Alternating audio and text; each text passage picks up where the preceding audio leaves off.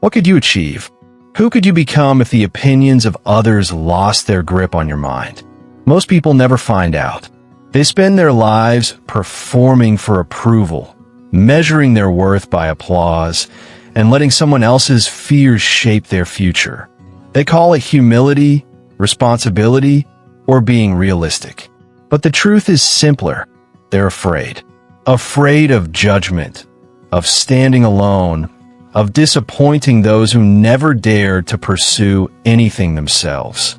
If you're going to rise, to break those invisible chains and become who you're meant to be, you have to master the art of not caring, not in a cold, cynical way, but in the free, focused way of someone with a purpose. You must stop caring about opinions that limit you, beliefs handed down without question, or the critics who've never built a thing. Stop caring about being understood and start caring about being fulfilled. Stop caring about acceptance and start caring about alignment. Understand this. Not caring doesn't mean disconnection. It means devotion to your mission, your integrity, and the higher part of yourself that demands unapologetic expression. Most people don't suffer because they lack answers. They suffer because they're too distracted to hear their truth, too occupied with other people's narratives to write their own. The person who succeeds clears the noise. They silence expectations and drown out doubt, not by arguing with it, but by acting despite it. The true cost of external validation. The first step to mastering the art of not caring is recognizing the immense cost of caring too much. Every time you hesitate because someone might disagree, you rob yourself of momentum. Every time you water down your ideas to avoid confrontation, you dilute your genius. Every time you smile when you want to speak the truth, you trade short-term comfort for long-term regret. You can't afford regret if you're serious about living a meaningful life. Ask yourself, whose approval am I still waiting for? Is it the parent who never saw your potential? The friend who prefers the older version of you? The world that rewards imitation and punishes originality? These are ghosts. They hold no real power unless you keep feeding them your focus. Reclaim that focus. Reclaim your mind. You were given this mind to create, not to conform. To think, not to beg for consensus. To decide, not to defer. Yet, most live reactive lives, bouncing from one opinion to another like a leaf in the wind. But the wind doesn't respect a drifting leaf. It respects the person who plants their roots and declares, "This is who I am. This is where I stand. This is what I will build." That person becomes unshakable, not because the storm doesn't come, but because they no longer fear it. Here's what most people never realize.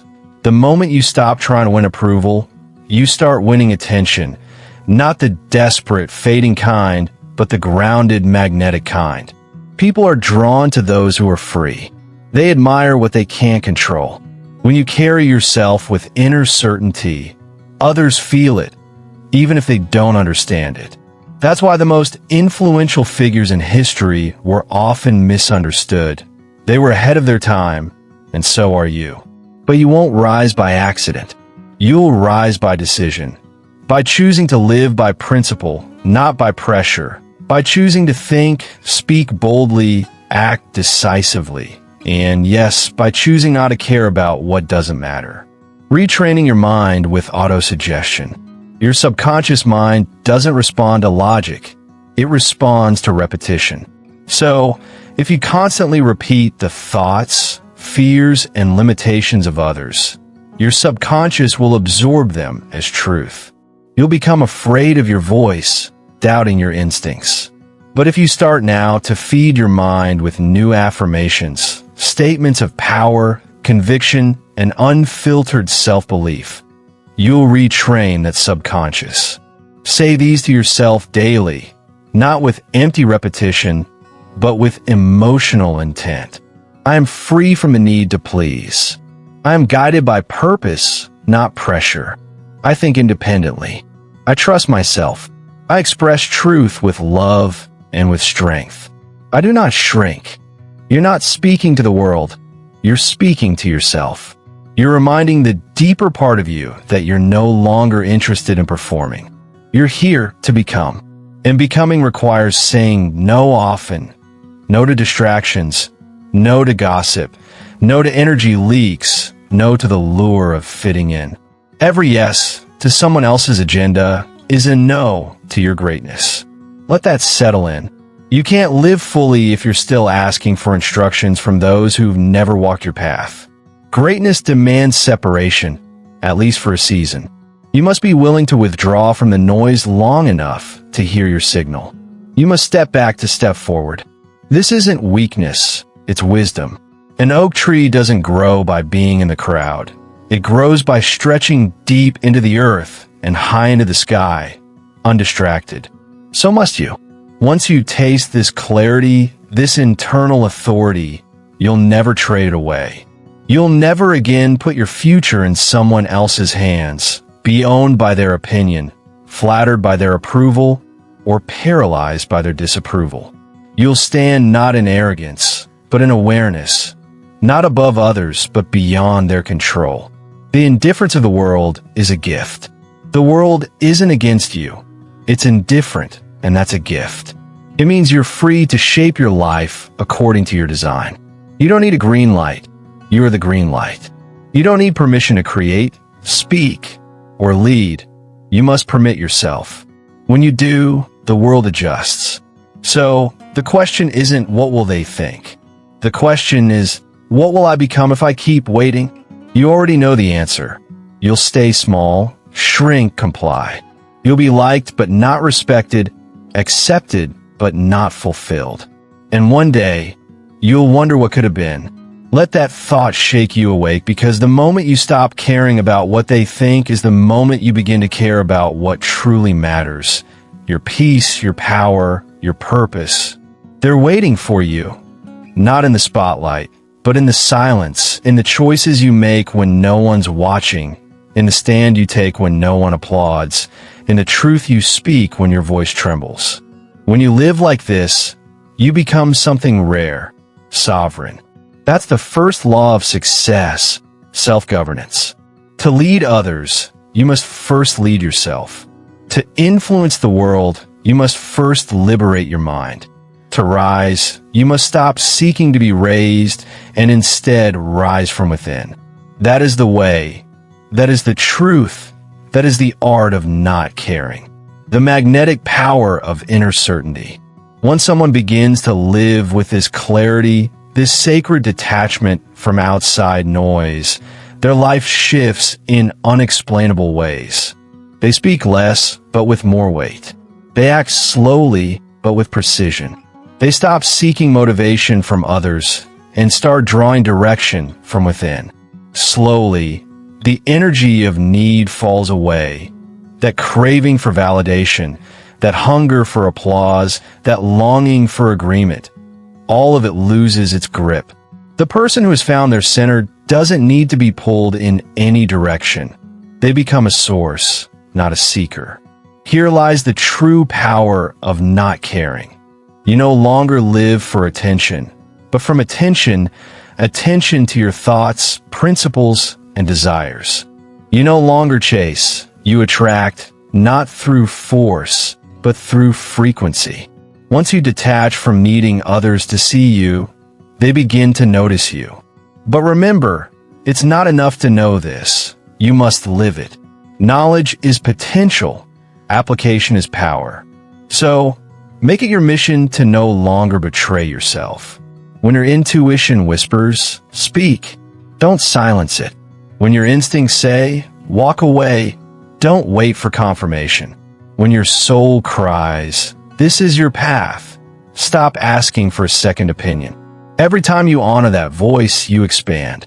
Every time you listen to it over the noise, you deepen your roots. You're training your subconscious to obey your spirit, not your fears.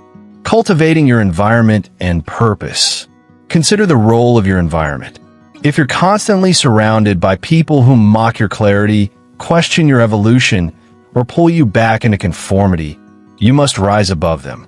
This isn't cruelty, it's wisdom. An oak tree doesn't resent weeds, it simply outgrows them. You can love people and still outgrow their energy. You can be kind and still walk away. The art of not caring isn't about becoming hard. It's about becoming whole. You owe no one an explanation for your growth. You don't need to justify your boundaries, your solitude, your discipline, or your decision to think differently.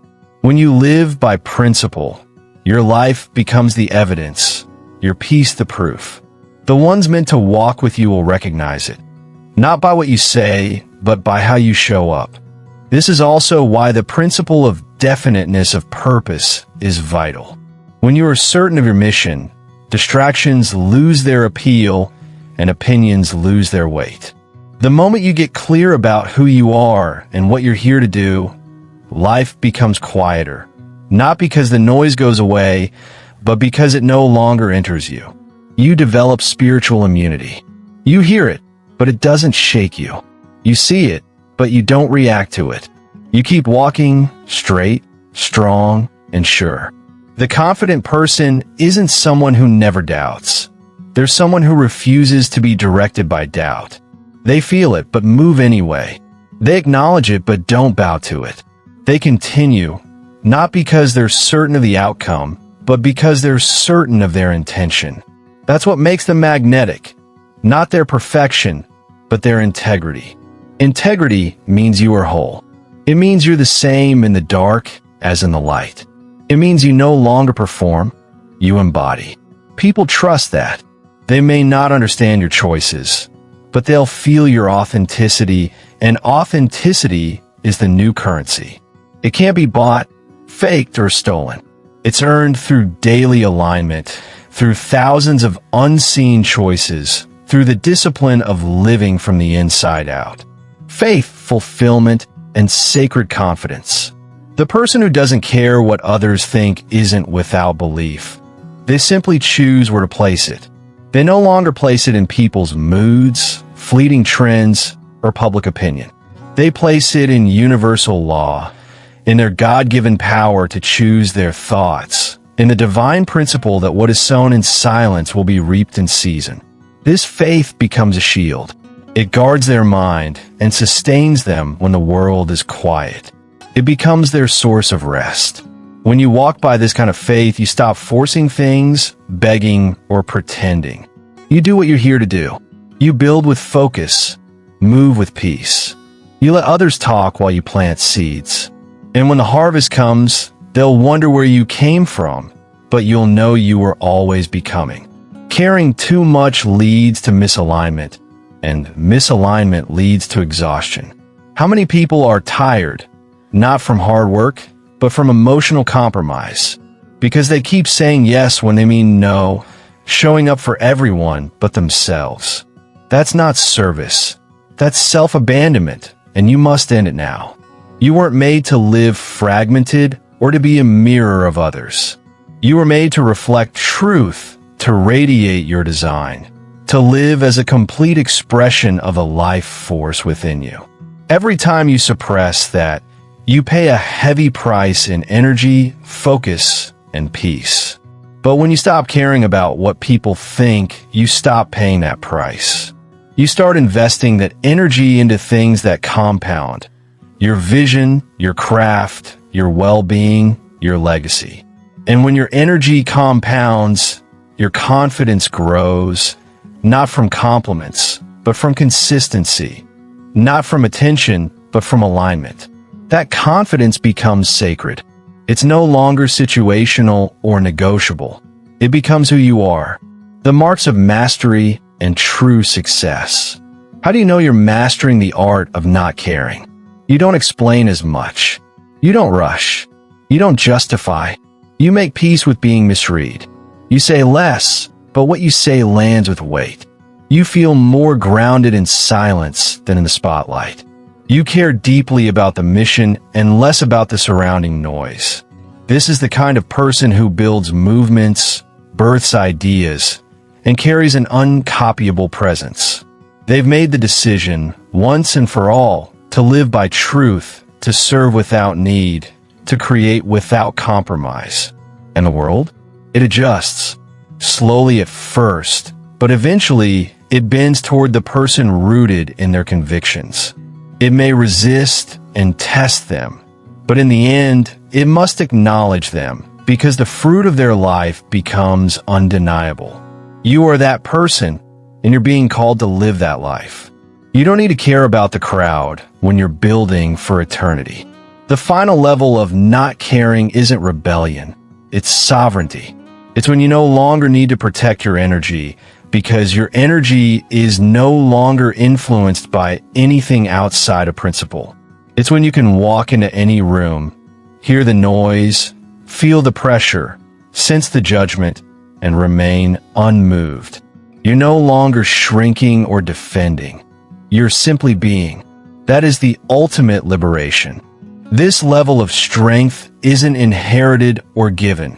It's earned through self-observation, daily discipline, and relentless reflection. You must train your mind to serve your higher self, not the lower self that constantly begs to be liked, noticed, and accepted. You must become the master of your thoughts, not a slave to the emotional weather of those around you. You must learn to walk away, not in bitterness, but in boldness. Not every invitation deserves your attention. Not every battle deserves your sword. Choose your ground with wisdom. Speak when your words carry light. Remain silent when your energy isn't honored. That's not weakness. That's mastery. The quiet strength of someone who no longer needs to prove anything. You will be tempted to regress, to soften your truth, to explain yourself, to win favor from the same people who once doubted your vision. But don't regress. You didn't come this far to play small again. You didn't walk through fire to beg for shade. You are no longer that person, and you must guard your new self with sacred intensity. Once you break free, the world will try to pull you back, not out of malice, but out of misunderstanding. Your task is to walk forward anyway. This path, this walk of non-attachment to opinion and full devotion to purpose, is the beginning of your deepest power. When you're no longer available for gossip, you become available for genius. When you're no longer available for drama, you become available for destiny. When you're no longer available for performance, you become available for presence. And presence, my friend, is everything. It heals, it inspires, it magnetizes. Not your success, not your image, but your presence. But you can't carry presence if you're still carrying fear. Fear of rejection, fear of judgment, fear of failure. Let them go. They are illusions, powerless unless you bow to them. Let your actions rise from vision, not validation. Let your goals be driven by impact, not impression. Let your life be measured not by how many agree with you, but by how deeply you lived in alignment with truth. And the truth is this: you were never created to live under the control of shifting emotions, public reactions, or inherited expectations. You were created to think, to will, to build, to speak, to rise. Every step you take in that direction, even if taken alone, makes you stronger than the entire crowd moving in fear. Don't be distracted by the noise. It will grow louder as you grow stronger. It will surround your rise like smoke surrounds fire.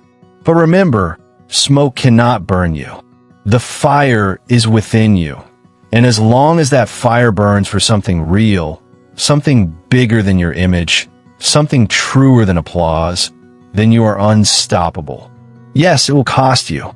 It will cost you your comfort, your approval. It may cost relationships that were never meant to last. But what you gain will eclipse it all. Clarity, conviction, the company of other rare souls who walk by vision, not by noise. And above all, you will gain yourself. You are not here to play a part. You are here to live the truth. You are not here to entertain others' expectations. You are here to fulfill your potential. You are not here to wear masks.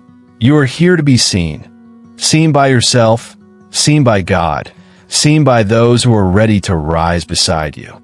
And you cannot be truly seen until you remove the weight of false caring. So, from this moment forward, release it. Release the need to be liked. Release the fear of being wrong. Release the burden of explaining yourself to those who refuse to understand. And stand. Stand in your truth. Stand in your power. Stand in your calling. This is the beginning of true success, because success isn't found in status. It's found in sovereignty.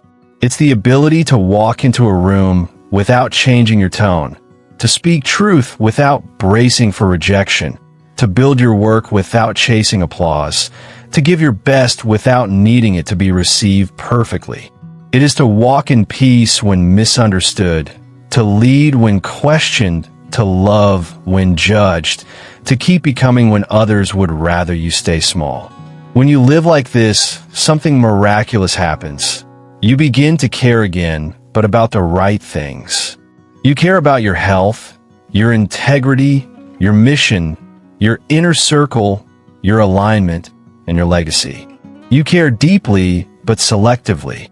That is the art, to stop caring about everything so you can finally care about what matters. And what matters is that you live fully, speak clearly, love deeply, serve greatly, and walk in truth, regardless of how it's received. Because truth doesn't need to be received. It needs only to be lived. And the person who lives it becomes a magnet. Not because they're trying to be, but because the world always follows someone who has mastered themselves. You are that person. You have everything within you. Now, choose to walk the path with focus, with discipline, and with devotion. And never again let the opinions of the world decide the future of your soul. You are free.